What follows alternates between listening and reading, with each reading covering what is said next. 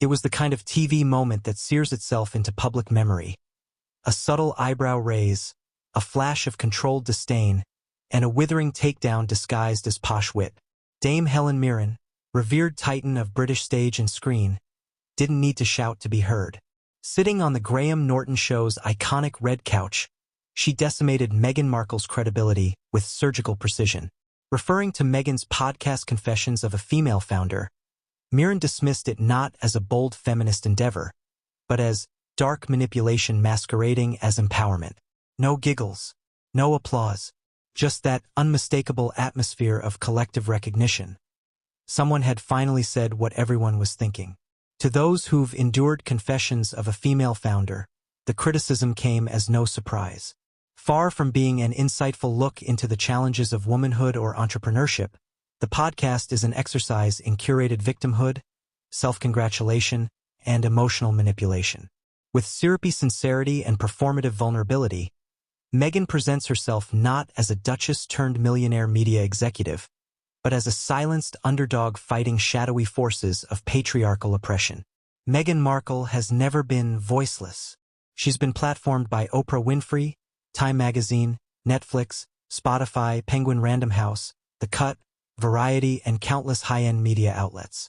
Her voice has not only been heard, it's been amplified, commercialized, and weaponized against the very institutions that once elevated her. Yet, episode after episode, her podcast paints a world in which Meghan is the perpetual victim, misunderstood and mistreated by palace courtiers, press barons, and, most predictably, the British public. Mirren's phrasing, dark manipulation, was calculated. As an actress who understands storytelling better than most, she knows when narrative becomes propaganda. Meghan's podcast doesn't empower, it engineers. It takes legitimate female struggles and weaves them into a personalized martyrdom narrative in which Meghan is always the central heroine. The stories of other women are not explored, they are exploited, serving only as mirrors to reflect the Duchess's own carefully constructed wounds. In a world where real female founders are bootstrapping businesses from nothing, enduring failures, financial risks, and glass ceilings, Meghan's account of hardship rings hollow. Her biggest professional challenge? Being asked to smile on a royal tour. Her greatest trial? Not getting editorial control over British tabloid headlines. These are not the struggles of a female founder. They are the grievances of a woman obsessed with controlling perception while pretending to be persecuted by it. The moment is more than a personal rebuke. It's symbolic.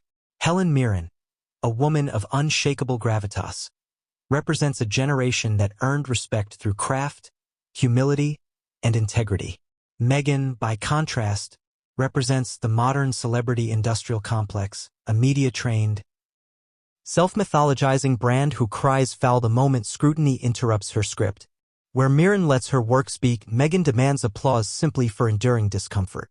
Where Mirren acts, Meghan performs in real life. This is what makes her podcast such a troubling artifact. Rather than providing value, it is engineered to provoke sympathy. Every anecdote is sanitized, every guest is filtered through Meghan's moral lens, and every grievance is delivered in the sanctimonious tone of a woman certain of her own virtue. Even the title, Confessions of a Female Founder, is a misnomer. There is nothing confessional, nothing revealing, and certainly nothing foundational. The podcast is not about building businesses. It is about building brand Markle and weaponizing identity to shield it from critique. We must also understand the broader media context in which Meghan's podcast exists. Following the massive, choreographed sit-down with Oprah in 2021, it became clear that the Duchess and Duke of Sussex were pivoting from royalty to reality. There's being a lucrative tale of betrayal, racism, trauma, and eventual Californian redemption. The podcast, like the Oprah interview, serves a single function: image rehabilitation through victimhood. It's part of what could be called the Oprahification of Meghan, a transformation of real events into emotionally curated confessions designed to manipulate public sentiment rather than inform or enlighten. Helen Mirren's criticism cuts through that fog. Her subtle disdain reminded audiences that substance cannot be faked.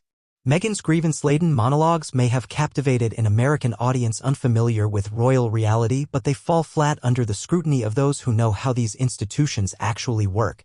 More importantly, they fail in the face of people like Mirren, people who see through the act. It must be said, Meghan's podcast does a disservice to the very cause it claims to champion. By turning every perceived slight into an example of structural misogyny, it trivializes real oppression.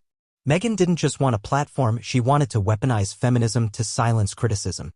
But there's a difference between advocacy and narcissism. And too often, her version of feminism feels like the latter. Where are the voices of working-class women in her podcast?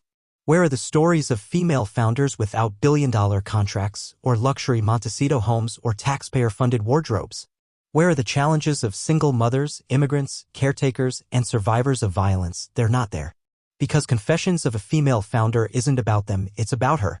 Even the numbers support the argument.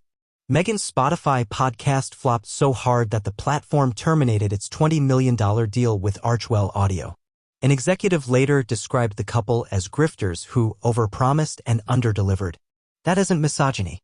That's business. And it's a brutal reminder that celebrity status doesn't guarantee substance.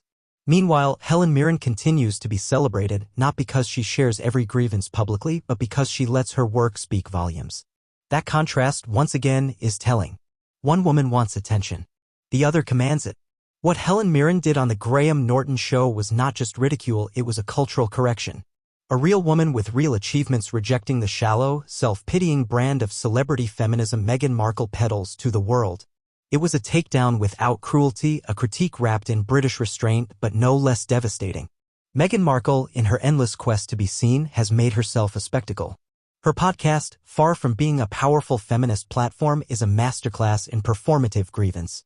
And now she's facing the consequence of trying to manipulate an audience that's finally waking up. Because the truth is out. The applause is fading. The narrative is cracking, and Helen Mirren just lit the match.